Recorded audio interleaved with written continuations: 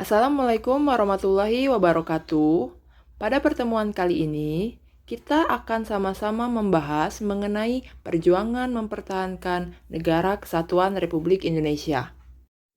Hari ini kita akan membahas 3 materi pembelajaran. Yang pertama, perjuangan fisik mempertahankan NKRI.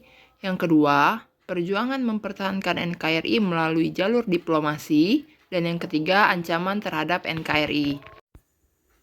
1. Perjuangan fisik mempertahankan NKRI.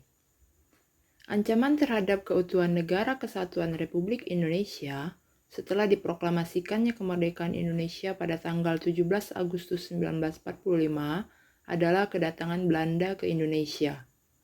Belanda sebagai salah satu anggota sekutu yang memenangkan Perang Dunia Kedua, menyatakan berhak atas Indonesia karena sebelumnya mereka menjajah Indonesia. Sehingga terjadilah perlawanan-perlawanan dari rakyat Indonesia untuk mempertahankan NKRI.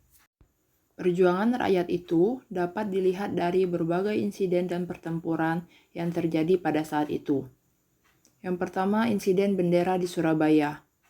Pada tanggal 19 September 1945, insiden bermula dari beberapa orang Belanda yang mengibarkan bendera merah putih biru pada tiang di atas Hotel Yamato Tunjungan.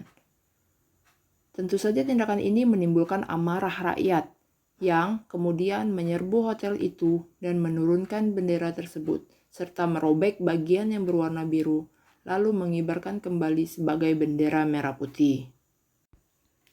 Insiden lainnya yaitu pertempuran Ambarawa. Pertempuran ini diawali oleh kedatangan tentara Inggris di bawah pimpinan Brigjen Battle di Semarang untuk membebaskan tentara sekutu. Namun, karena sekutu membebaskan para tawanan Belanda secara sepihak, sehingga terjadilah perlawanan dari para TKR dan para pemuda Indonesia. Pasukan Inggris akhirnya terdesak mundur ke Ambarawa, dan dalam peristiwa tersebut Letkol Isdiman gugur sebagai kusuma bangsa. Selain itu, masih banyak pertempuran lain yang terjadi, di antaranya pertempuran 5 hari di Semarang, pertempuran Surabaya, Bandung Lautan Api, perang gerilya, dan lain-lain. Selanjutnya, dalam perjuangan mempertahankan NKRI, dilakukan juga melalui jalur diplomasi.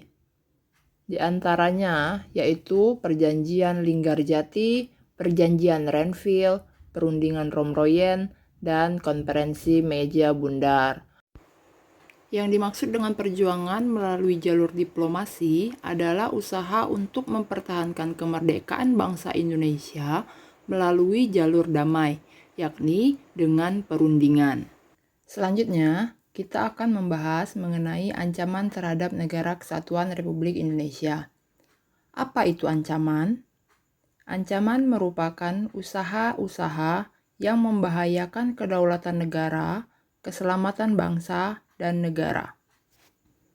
Ancaman itu sendiri terbagi menjadi 2, yaitu yang pertama dari dalam negeri dan yang kedua dari luar negeri. Lalu apa saja ancaman dari dalam negeri itu? Di antaranya yaitu konflik antar golongan, disintegritas bangsa, upaya pergantian ideologi, kesenjangan ekonomi, korupsi, kolusi dan nepotisme, maupun penyalahgunaan narkoba. Bagaimana dengan ancaman dari luar negeri? Ancaman dari luar negeri yang paling perlu diwaspadai pada saat ini adalah ancaman non-militer. Dengan berakhirnya Perang Dingin, maka ancaman militer semakin tidak menjadi perhatian. Namun, tidak berarti ancaman militer tidak terjadi, seperti pelanggaran wilayah oleh pesawat atau kapal perang negara lain. Ancaman non-militer itu antara lain yaitu ancaman terhadap ideologi, ancaman terhadap politik, ancaman terhadap ekonomi, dan ancaman terhadap sosial budaya. Ancaman terhadap ideologi merupakan ancaman terhadap dasar negara dan ideologi Pancasila. Nilai ideologi luar berbeda dengan nilai Pancasila. Apabila kita tidak mampu menyaring nilai tersebut, maka dapat mengaburkan nilai-nilai Pancasila. Yang kedua, ancaman terhadap politik ditunjukkan dengan ikut campurnya negara lain dalam urusan dalam negeri Indonesia, seperti masalah hak asasi manusia, hukum, pemilihan umum, dan sebagainya. Yang ketiga, ancaman terhadap ekonomi. Dalam era perdagangan bebas perlu diperhatikan. Semakin bebasnya berbagai produk luar negeri yang masuk ke Indonesia, menjamurnya restoran dan investasi asing, dan perusahaan asing dapat menjadi ancaman ekonomi nasional. Yang terakhir, yaitu ancaman terhadap sosial budaya.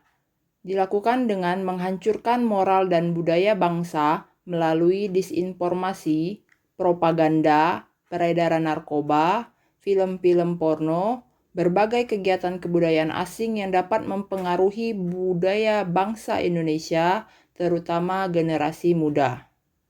Demikianlah pembelajaran kita hari ini. Ibu akhiri, wassalamualaikum warahmatullahi wabarakatuh.